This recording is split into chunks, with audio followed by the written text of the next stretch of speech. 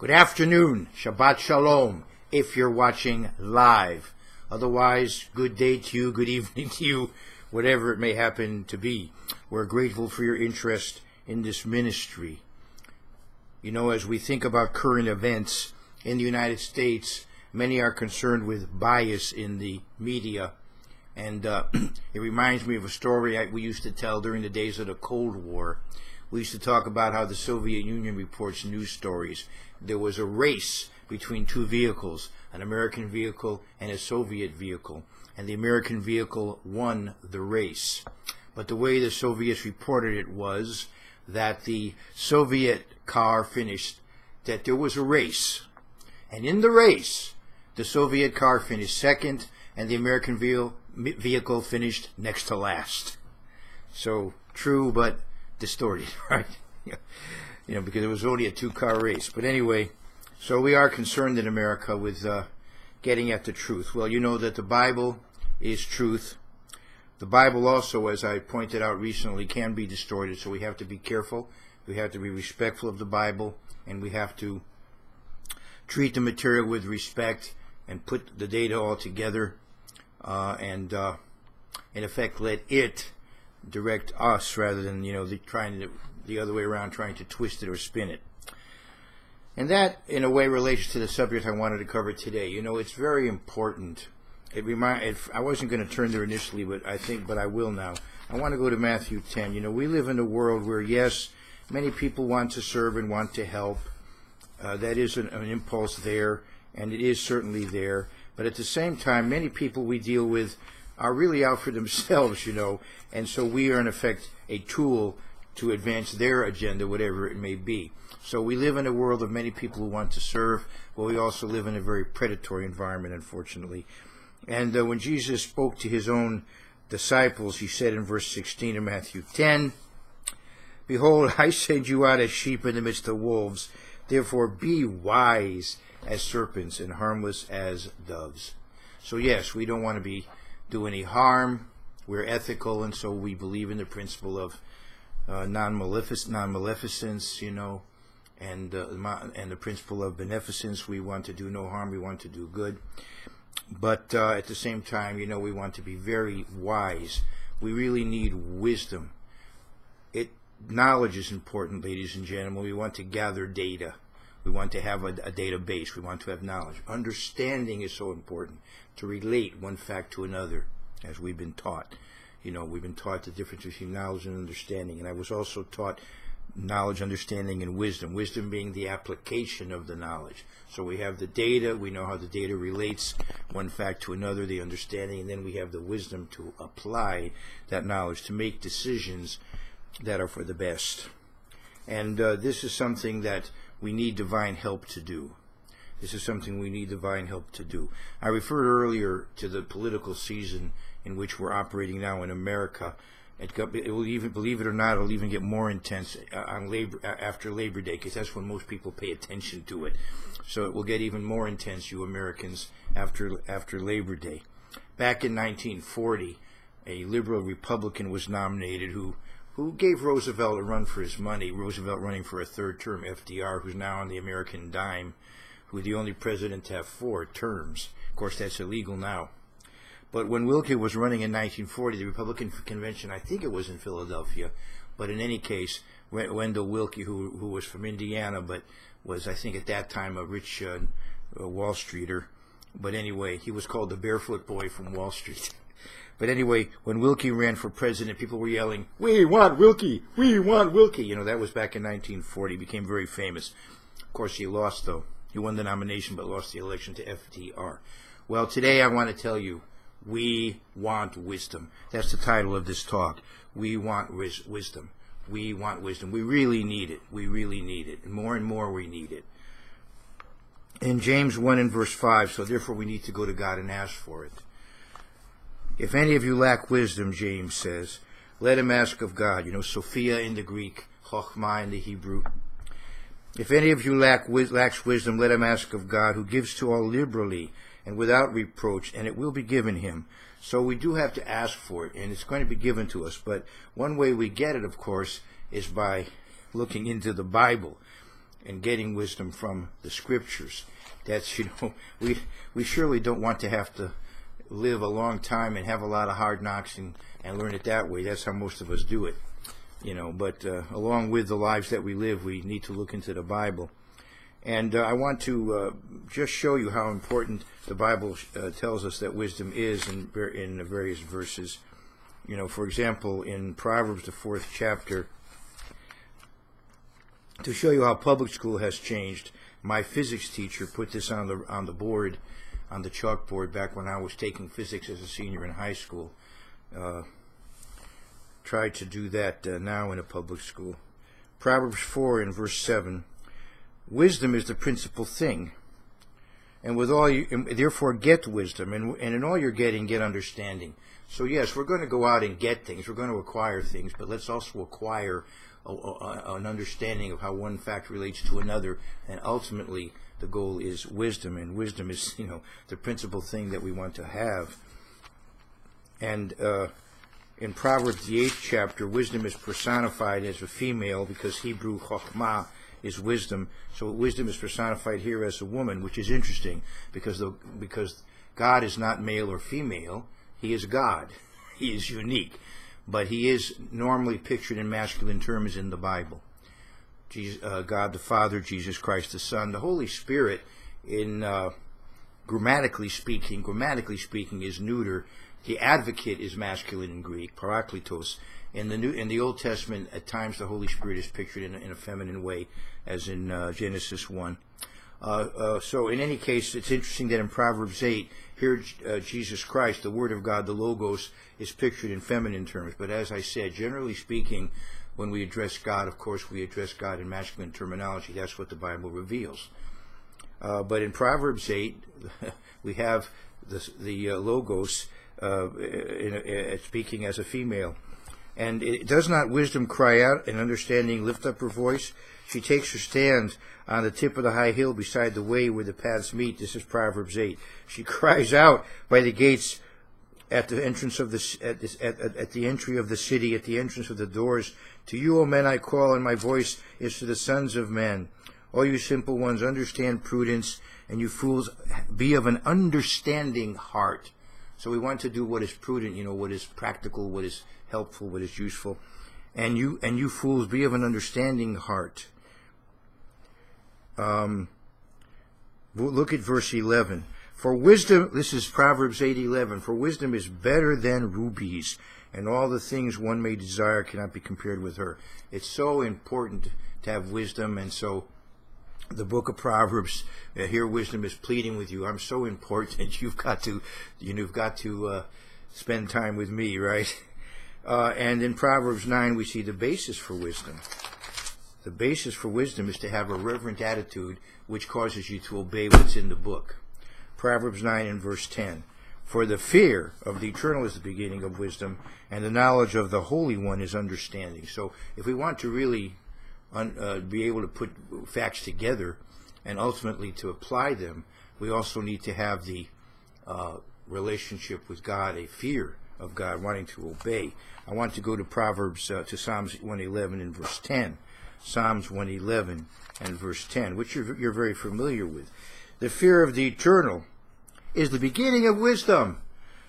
A good understanding have all those who do his commandments. His praise endures forever.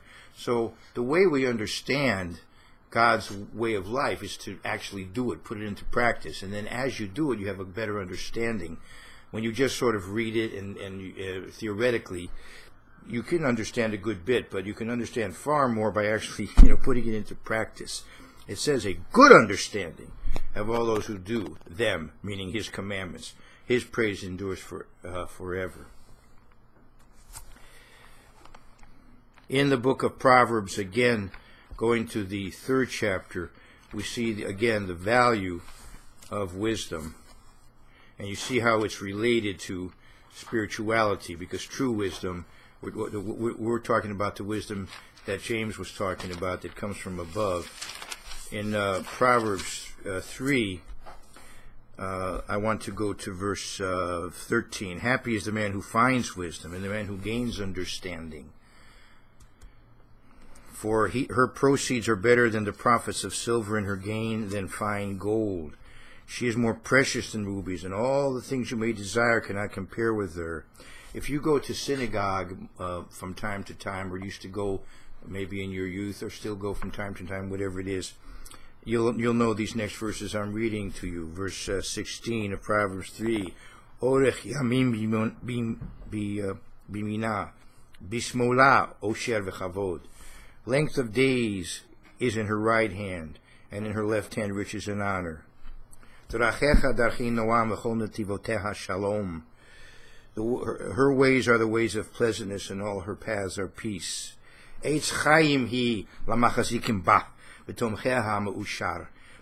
is a tree of life to those who take hold of her, and happy are all who retain her, or happy and fortunate, blessed and happy.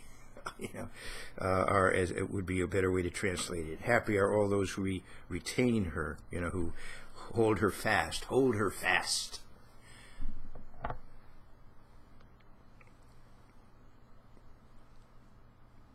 Ashrecha, Eitzchaim hi lamachazikim ba, Eitzchaim hi lamachazikim ba, Betom checha me'ushar.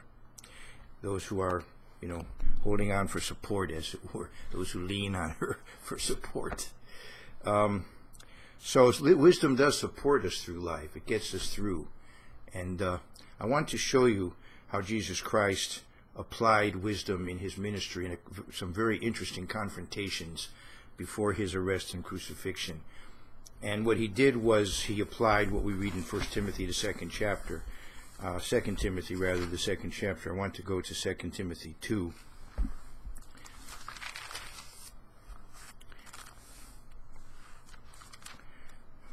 And in 2 Timothy 2 and verse 15, it says, "Be diligent to present yourself approved to God, a worker who does not need to be ashamed, rightly dividing the word of truth." So we have to know how to divvy up the Bible, where to apply it. Where does it go? What goes here? What goes there? We have to divide the word, divvy it up, and we have to know where to apply it. I want to go to Proverbs 26.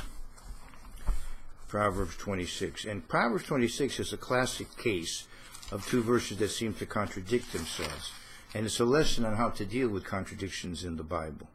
What you do when you come to to contradictions, at least what seem to be contradictions, is you take time out and you study, and in the process of trying to resolve the contradictions, you'll learn a lot. You'll dig out a lot of information. So really, these so-called contradictions are a way to take some time and dig in, and you'll learn so much. And here's a classic case where we have one right next to the other, where we have the opportunity to learn and to dig in. Verse 4. "Do not answer a fool according to his folly, lest you also be like him." Sometimes people really ask you ridiculous questions as if they really were reasonable, and instead of wallowing around with them, you just come on,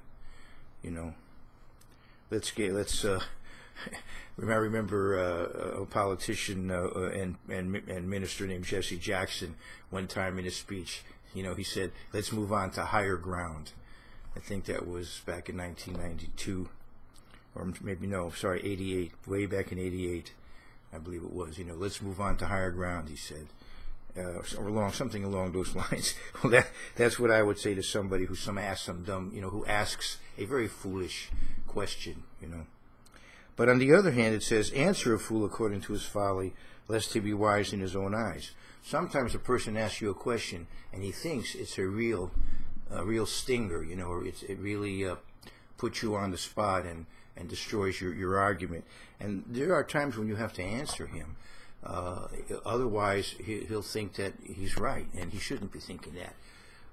So you have to know when to apply number 4 and when to apply number 5.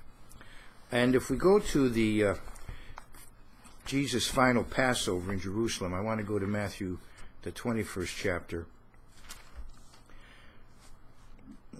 And around verse 21 is where I want to go.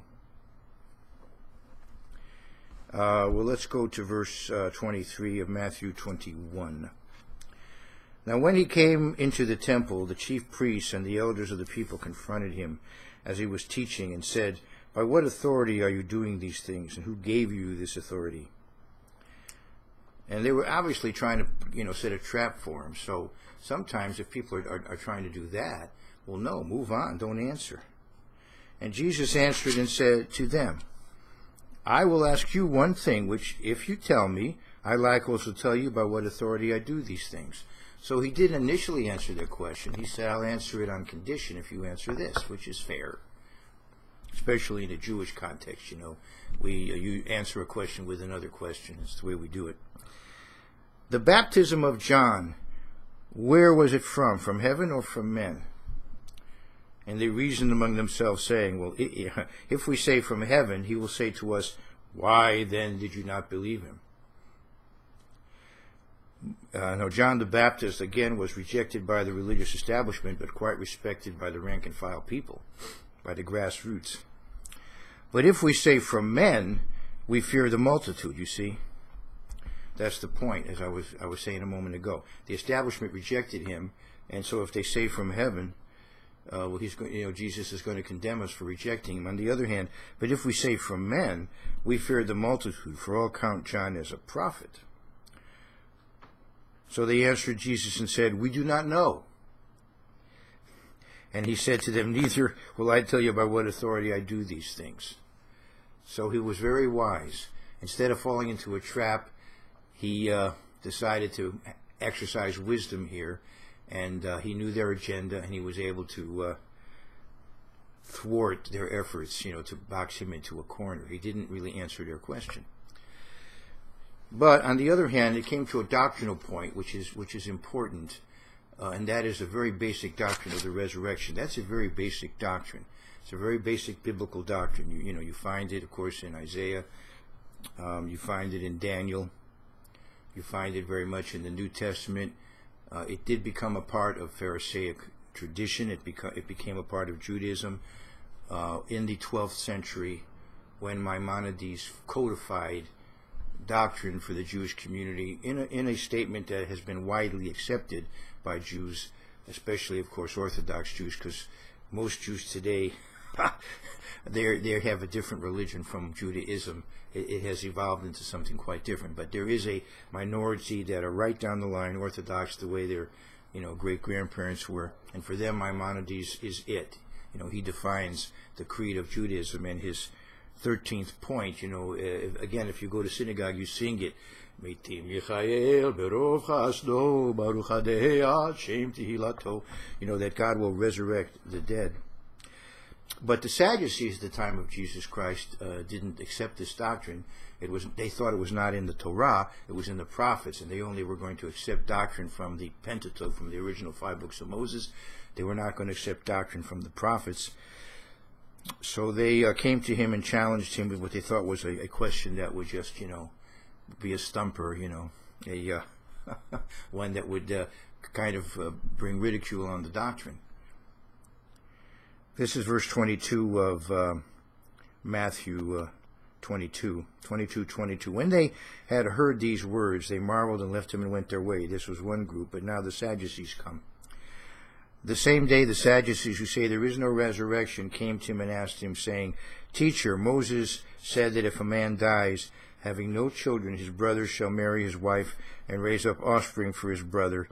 Deuteronomy 25, the rule of levirate marriage. And the levirate rules, the tradition surrounding them, become quite a factor in the book of Ruth.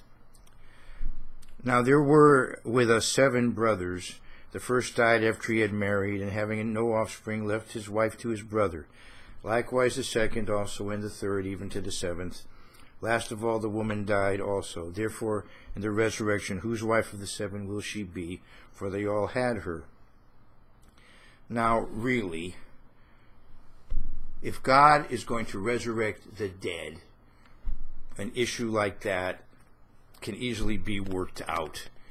God in his wisdom, during the period which we call, from New Testament terminology, the period of the Great White Throne Judgment, however long it is, however God arranges it. We know that everyone who has lived and died who has not, let's say, been selected to be in the first resurrection. And there may be some few that have already so committed themselves that perhaps there's no hope for them. But generally speaking, most of the human race will actually have an opportunity to live in a very different world, in a very different climate environment, with a clear head, a clear mind, and they will be then held accountable for the record they have written. So they're not all going to start out on the same level. I think some of them may have a very rough time in the beginning because of the things that they did. They're not all. There is, I believe, accountability, and therefore some of them are going to have to be dealt with differently than others. But that's a whole other subject. But God, in His wisdom, can deal with that, and we, under God, will be dealing with that. We will be kings and priests and judges in that time if we're a part of the first fruits. So we will be administering that period, that judgment period for the human race, and at that time, I believe the vast majority of people will have the opportunity then to be converted, and they can be resurrected to immortal life after that period, however long it is. And we could talk about that on the 8th day of a sacred assembly coming up, which, by the way, you can keep down here with us if you choose to. So anyway, but he didn't even get into that. He went into a deeper concept. He said, really, ultimately, what we're dealing with here is the fact that God intends to reward His servants with immortal life. And so you're getting involved in trivia here. You're majoring in the minors. Jesus answered and said to them, "You are mistaken, not knowing the Scriptures, nor the power of God." Nor the power of God. For in the resurrection, they neither marry nor are given in marriage, but are like angels of God in heaven. That is ultimately what the resurrection is about. It's about being spirit. And so he basically tells them, you're majoring in the minors, you're wallowing in trivia, and you're really not understanding the big picture here. But then he tells them also, besides that though, the resurrection is implied in the Pentateuch, which you say you believe in. It's implied in the Torah, in the 5 books of Moses. But concerning the resurrection of the dead, have you not read what was spoken to you by God, saying, I am the God of Abraham, the God of Isaac, and the God of Jacob. So he does this at the burning bush in Exodus 3. God is not the God of the dead, but of the living. So if he emphasizes his relationship to Abraham, Isaac, and Jacob, what he's implying is that there is yet a reward for Abraham, Isaac, and Jacob. They did not see the promises fulfilled in their own lifetime, but yet he focuses on the fact, I am the God of Abraham, Isaac, and Jacob. And so the implication is, I had a relationship with them, I made promises to them, and their day isn't over. Because as he says, God is not the God of the dead, but of the living. And evidently that did impress them. Now I suspect he went beyond this and talked more about the Pentateuch. This is how much we have. I suspect there is more. But anyway, when the multitudes heard this, they were astonished at his teaching. Now I would like to submit that he may have gone beyond that. He may not have, but he may have. There's other verses in the Pentateuch that imply a resurrection. I'd like to go to Deuteronomy 32 and verse 39. I don't know if he turned to that, but that's one that the Sadducees should have considered as well. Deuteronomy 32 and verse 39. He might not have gone to that because there's ways to spin it. But here it says, Now see that I, even I am he, and there is no God besides me. I kill and I make alive. Now you could say, well, yes, God controls who lives, and who dies and who is born. But notice what it says. Notice the parallel. I kill and I make alive. I wound and I heal. So the parallel is I wound you and I heal your wound. So the parallel is I kill and I make you alive. That's the analogy there. That's the parallel there. So this implies a God who resurrects the dead. Now see that I, even I am he, and there is no God besides me. I kill and I make alive. I wound and I heal. Nor is there any who can deliver from my hand. That is an implication there of a resurrection. Also in Exodus 15, there's a famous Jewish tradition connected with this Song of Moses.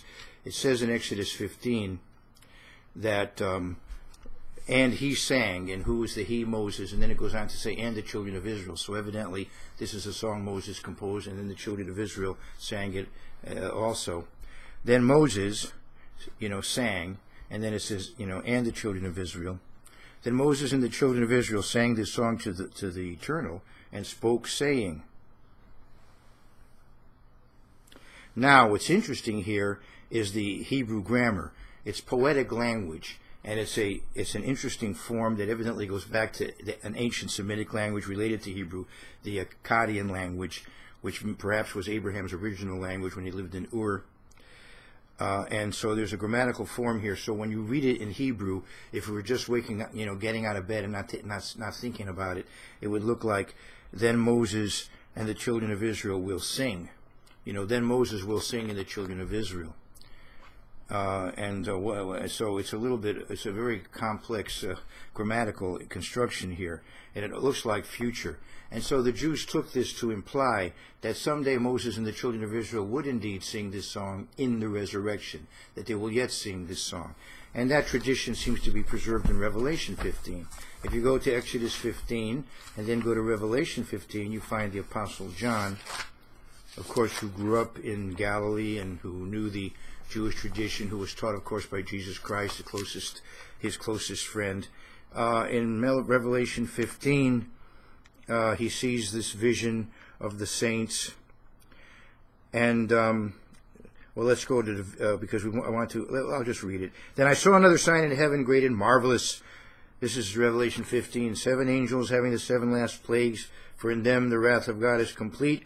And I saw something like a sea of glass mingled with fire, and those who have the victory over the beast, over his image, and over his mark, and over his number, and over the number of his name, standing on the sea of glass, having harps of God, they sing the song of Moses, the servant of God, and the song of the Lamb, saying, and we can read this, great and marvelous are your works, Lord God Almighty, just and true are your ways, O King of the saints, and you can go on from there. There's a beautiful piece of music that the first week or two that I attended church, I heard this sung.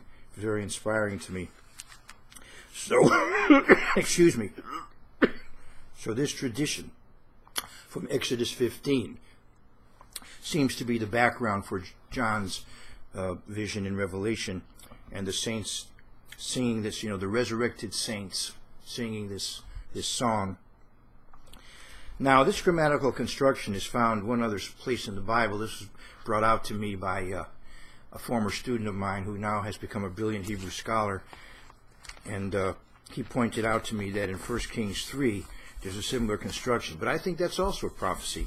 I'm trying to to dig into Jewish tradition to see if anybody has said that, but let's go to 1 Kings 3, and it ties in with what I'm talking about today, because Solomon was a rather young man when he became king, and God asked him to pray, to request of God.